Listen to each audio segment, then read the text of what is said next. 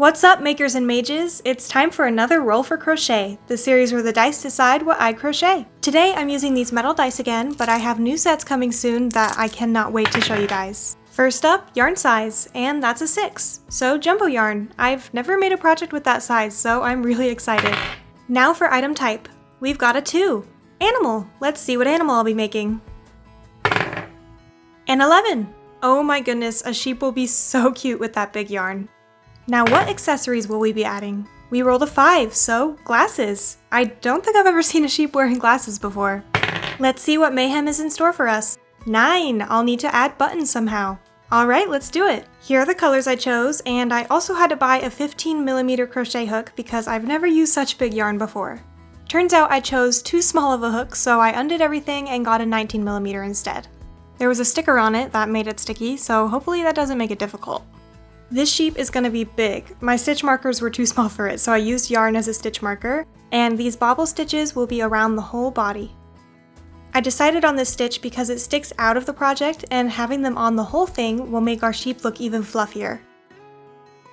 I decided to get a bigger hook again, so hopefully this 25mm hook works the best. There was some string wrapped around this part of the yarn, which was weird, but came off easily at least. It can be a little difficult to work with such big yarn, but this hook is definitely the right choice. And of course, I didn't have nearly enough white yarn, so I went out and bought 2 more. This was the width when using the 19mm hook, and here's the 25.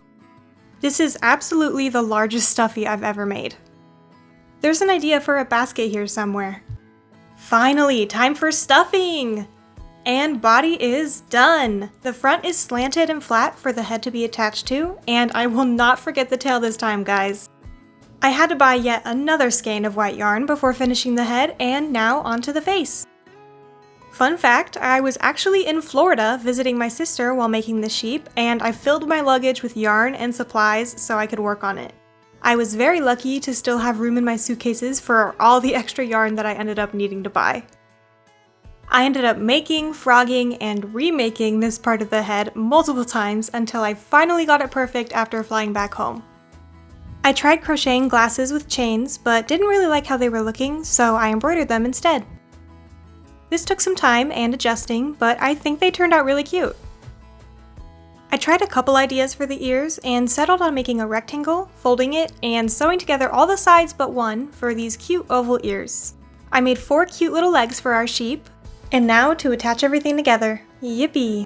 The ears weren't too hard, I just lined them up with the sides of the glasses, then finished off embroidering the glasses around the back of the ears. Time to add our crochet mayhem! I thought using the buttons as the eyes would be very fitting, and they're giving me Coraline vibes, which I really love. I did forget to record making the tail, but I didn't forget to make it this time. I just crocheted a little triangle and added it to the back. I'll be using a smaller yarn to sew on the head because it will sew through more smoothly and I can use a lot to make it really sturdy. My first attempt I put it a little too low and noticed it was pretty wobbly too, so I redid it higher and way stronger. And finally I got the feet on, but they weren't even, which made him lean a little, so I moved these ones down a little further.